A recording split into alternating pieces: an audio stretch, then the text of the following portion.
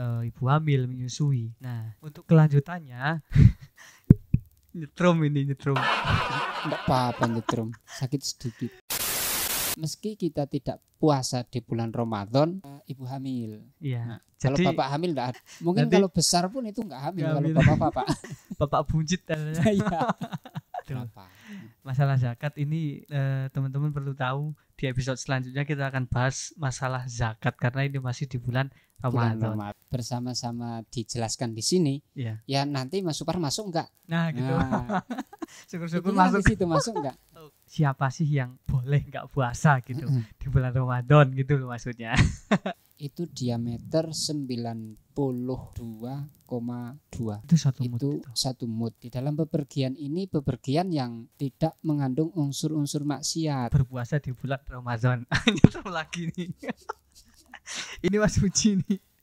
Ini jahil sama saya nih. Yuk nyetrum ya.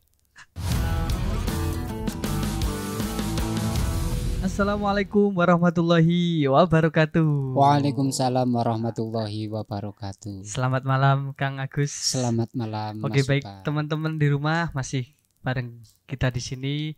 Tentunya masih di ngobrol santai bersama Kang Santri. Oke, baik.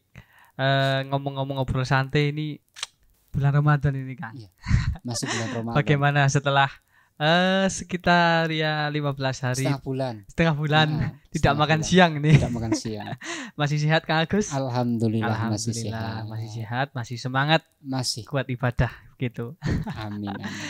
Oke, baik teman-teman di rumah, menyambung mungkin tema kita yang kemarin, karena ini masih di suasana bulan Ramadan tentunya ada suatu hal yang mungkin harus saya tanyakan dan kita bahas di sini Kang Agus. Iya, betul. Masih terkait bulan Ramadan ini. Antara lain siapa sih yang boleh tidak berpuasa gitu. Karena kan di syarat rukun kemarin kan adalah ya istilahnya gitu, yang kemarin sudah kita bahas itu yang kemarin kan di episode kemarin syarat semua dan orang kan hadis wajib Iya. melakukan puasa. Nah gitu. Nah sekarang mungkin siapa sih yang boleh nggak puasa gitu di bulan Ramadan gitu loh maksudnya. Nah itu dulu mungkin kita satu persatu nanti kita bahas supaya teman-teman di rumah juga sambil ngaji begitu. Monggo Kang Agus. Sebenarnya sih kalau bicara tentang bulan Ramadan kita berpuasa, secara mutlak kita sebagai umat Islam memang diwajibkan berpuasa semua tanpa terkecuali. Tapi setelah kita pelajari kesini itu ternyata ada yang namanya orang boleh tidak melakukan puasa di bulan Ramadan. Bukan berarti tidak boleh melakukan puasa itu secara mutlak terus tidak berpuasa, enggak. Tetap ada caranya, ada ilmunya. Meski kita tidak puasa di bulan Ramadan, terus bagaimana sih cara mensikapinya? Jadi semua itu harus dengan dasar ilmu ya. Iya, harus ada ilmunya. Ada ilmunya, ada dasarnya, dasarnya. Gitu. Nggak asal-asalan. Jadi tidak semata-mata tidak melakukan ibadah puasa itu tidak semata-mata seperti itu. Betul. Nanti juga ada konsekuensinya kalau tidak berpuasa di bulan Ramadan. Apakah kita harus mengodoni? Kita bayar fidyah atau bagaimana kan? Gitu. Itu nanti ada. Berarti contoh bagi siapa yang mungkin tidak boleh berpuasa nanti solusinya seperti apa gitu. Nah ini terkait bagi siapa yang boleh tidak berpuasa di bulan Ramadan. Itu yang poin yang pertama Kang. Poin yang pertama itu sebenarnya siapa saja sih gitu. Atau mungkin karena saya itu kan boleh gitu. Mas Supar mungkin boleh ya. Mungkin boleh. Ya, apa coba mungkin nanti di keterangan yang akan kita usahakan bersama-sama dijelaskan di sini. Ya nanti Mas Supar masuk enggak? Nah gitu. Syukur-syukur masuk. Di situ masuk enggak? Oke. Di antaranya orang yang boleh tidak melakukan puasa di bulan Ramadan. Salah satunya orang hamil, menyusui, orang haid, sedang nifas, terus orang tua. Tuanya di sini itu tua yang memang sudah tidak mampu untuk melakukan ibadah puasa. Terus musafir, orang yang di dalam bepergian. Nah, di dalam bepergian ini bepergian yang tidak mengandung unsur-unsur maksiat. Terus orang sakit. Nah, nanti di sini ada penjelasannya, orang sakit seperti apa sih yang boleh tidak melakukan puasa saat bulan Ramadan. Saat bulan Ramadan. Nah, di lain bulan Ramadan kan kadang kita harus mengodoni karena kita meninggalkan ibadah puasa di bulan Ramadan. Cari satu persatu. Dari tadi yang pertama itu ibu hamil kan. Nah, ibu hamil itu mungkin dari kenapa sih alasannya boleh nggak puasa gitu maksudnya kan. Terus nanti untuk solusinya itu bagaimana gitu. Karena ya ini kan menyangkut hal umum di masyarakat. Jadi para ibu-ibu di rumah itu harus tahu kan. Iya, betul. Biar tidak menjadi beban kan gitu. Karena penting ini soal ibadah. Sangat penting ini, menyangkut ibadah ini semuanya harus pakai ilmu. Dan ini sangat penting. Syariatnya itu benar-benar dalam bisa dijalankan gitu. Kalau masalah ibu hamil itu diperbolehkan tidak melakukan ibadah puasa dikarenakan mungkin dari si ibu hamil ini merasakan keadaan yang bahaya. Mungkin dari kandungannya atau kesehatannya ibu hamil. Ibu hamil ini kan harus menjaga kondisi tetap fit. Dari makanan pun kan harus yang bergizi. Soalnya ada sangkutan dengan bayinya. Nah, kalau ibu hamil khawatir dengan dirinya sendiri bukan janinnya, itu boleh tidak melakukan puasa di bulan Ramadan. Akan tetapi setelah melahirkan nanti di selain bulan Ramadan baru kita mengodoni puasa yang di bulan Ramadan tidak dijalankan oleh ibu hamil. Nah, ibu hamil boleh tidak melakukan puasa, tapi wajib mengkodoni. Nah, mengkodo puasa ibu hamil. Ini yang pertama. Yang kedua, terus ibu menyusui. Ibu menyusui ini kalau khawatir dengan dirinya bukan sama anaknya juga wajib mengkodoni ibadah puasa.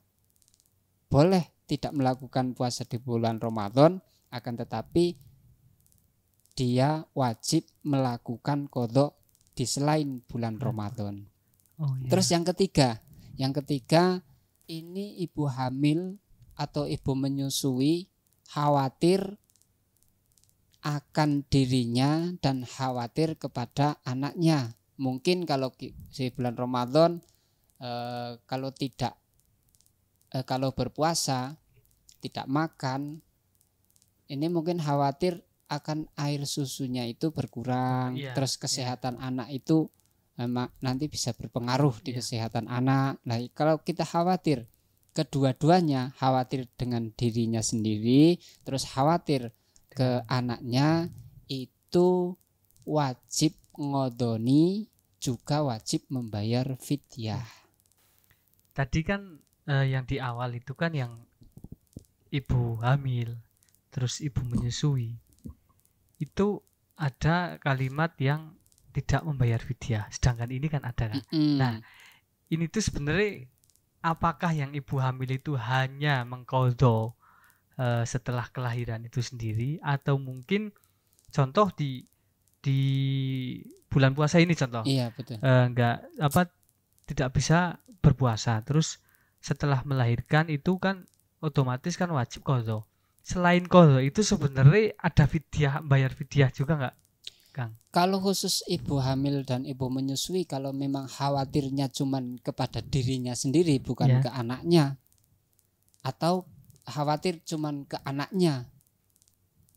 Kalau khawatirnya cuman salah satu, itu cuman wajib mengqadhani puasanya. Iya. Tapi kalau khawatir kedua-duanya, khawatir dengan madorot mungkin karena tidak berpuasa, terus badannya lemas atau sakit, terus anaknya atau kurang gizi. Ya.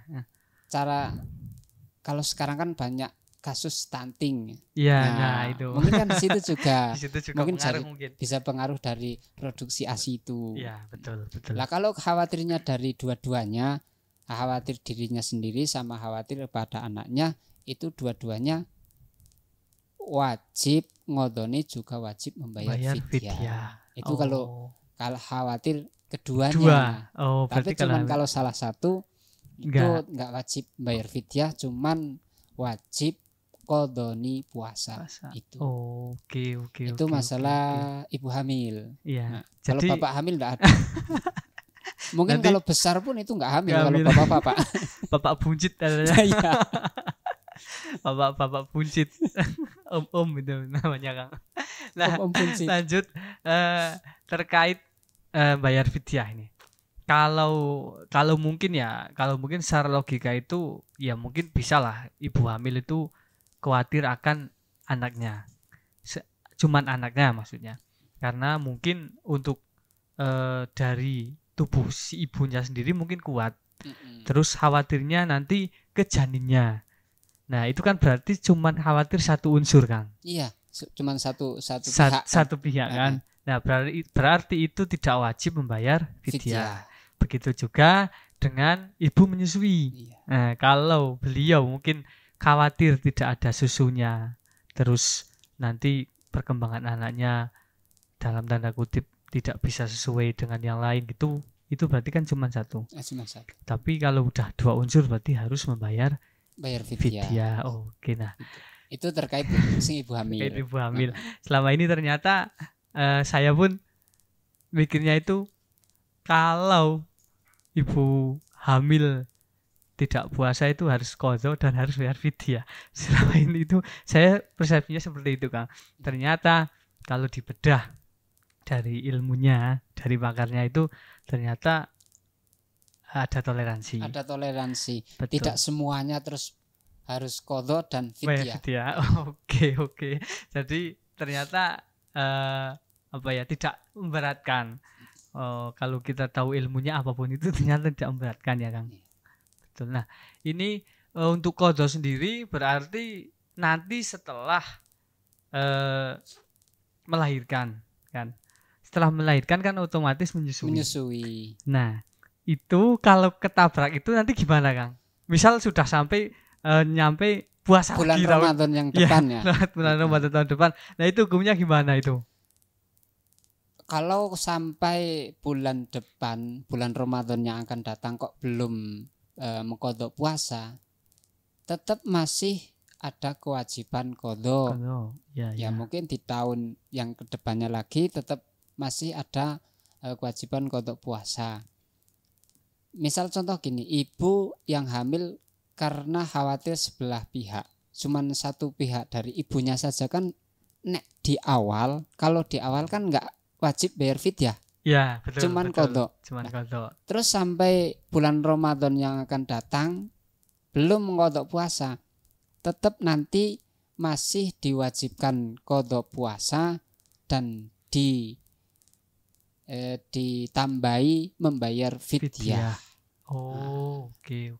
Itu kalau sampai bulan Ramadan yang akan datang belum mengqadha puasa. Tapi kalau belum sampai bulan Ramadan yang akan datang kok sudah mengqadha puasa, ya cuman qadha saja, enggak pakai fidyah.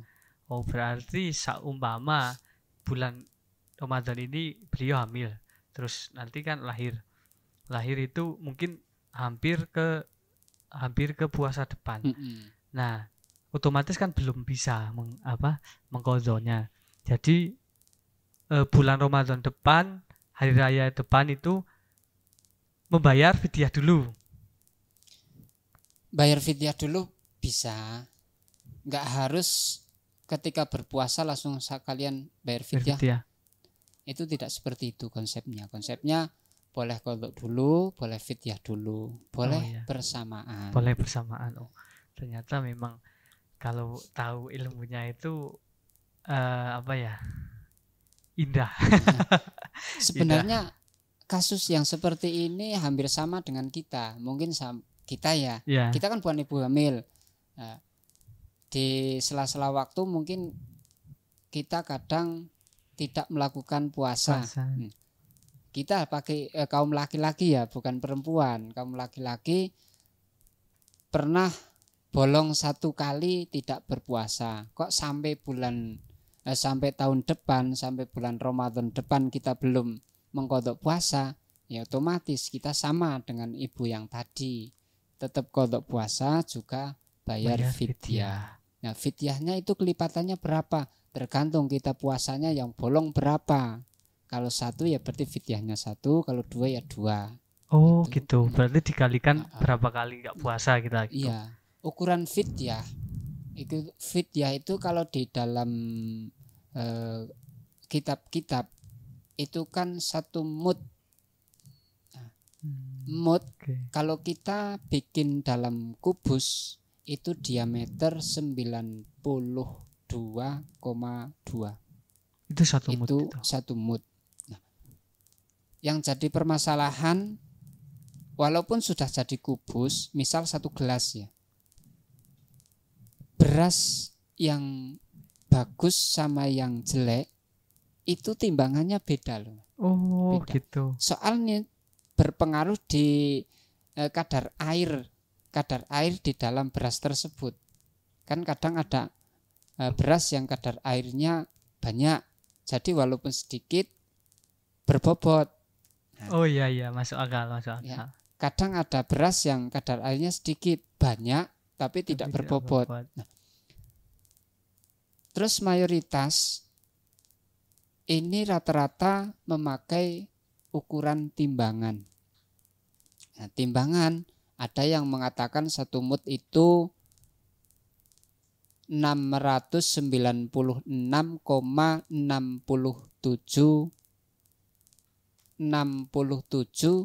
atau 62 gram. Berarti 7 on kurang sedikit. Ada yang mengatakan 7,8 on. Berarti 8 on kurang sedikit. Betul. 8 on kurang atau 1 kilo kurang 2 on. 2 on. Berarti 1 kilo kurang 2 on. Mudahnya itu 8 on lah Kang. Ya. 1 mud itu 8 on. Ya untuk berhati-hati ya, biar kita tidak terlihat pelit ya. Nah, tidak terlihat pelit ya, 1 kilo enggak masalah 1 kilo lah. Iya, gitu. 1 kilo enggak masalah. Rasanya 1 kilo kan. 1 hari 1 kilo. 1 hari 1 kilo. Lebih bagus. Lebih bagus. Jadi misal katakanlah 8 on tadi, terus kita bulatkan menjadi 1 kilo kan gak apa-apa kan, 2 on ya lebih kan, insya Allah bermanfaat kan gitu. Lebih banyak lebih baik daripada kurang dari ukuran. Nah betul, daripada kurang mending dilebihkan kan gitu. Nah itu kalau misal fidyah itu diganti dengan uang, itu berarti harus seharga beras itu tadi kan? Seharga beras, seperti halnya zakat kan. Zakat ada yang memakai uang ya, kita tinggal jumlahkan saja berapa kilo atau berapa on beras itu dan harganya itu berapa. Masalah zakat ini teman-teman perlu tahu, di episode selanjutnya kita akan bahas masalah zakat karena ini masih di bulan Ramadan. Nah mungkin buat pelajaran untuk kita semua ya Kang. Iya. Yang tadi disampaikan itu mungkin saya kira detailnya sudah dapat ya Kang, dari ibu hamil menyusui. Nah untuk kelanjutannya nyetrum. Enggak apa-apa nyetrum. Sakit sedikit. Ini orang belakang ini jahil ini. Saya disetrum. Ngeprank masih. Tentang terkait itu tadi Kang. Mungkin siapa lagi yang boleh tidak berpuasa di bulan Ramadan. Nyetrum lagi nih. Ini Mas Uji nih. Ini jahil sama saya nih. Yuk nyetrum ya.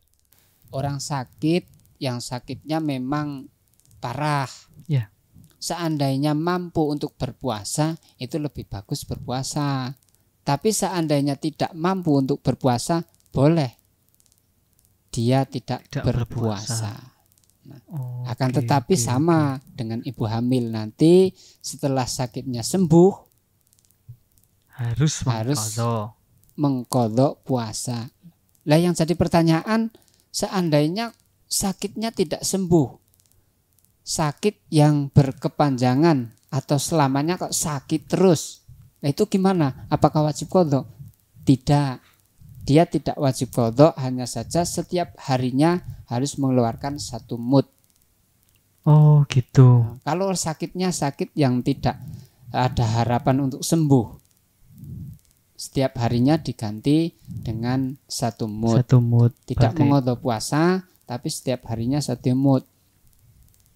Puasa kan 30 hari. Ya berarti 30 mud. 30 mud. Berarti cuman dengan itu sudah gugur kewajibannya gitu Kang. Ya. Nggak perlu mengqadha lagi. Lah, mau mengqadha bagaimana karena sakitnya sudah tidak diharapkan sembuh. Iya, betul. Sudah Mungkin tidak ada harapan untuk sembuh. Kayak orang tua yang sudah renta mungkin ya Kang. Jadi gitu. Oke, mungkin sampai sini dulu Kang untuk kita membahas tentang siapa yang boleh tidak berpuasa, karena mungkin ini durasi seperti biasa ada yang mau lewat. Sponsor. Iya. Minum dulu jahe kan. Rasa apa Mas? Kecut. Rasa yang pernah ada tapi ditinggalkan.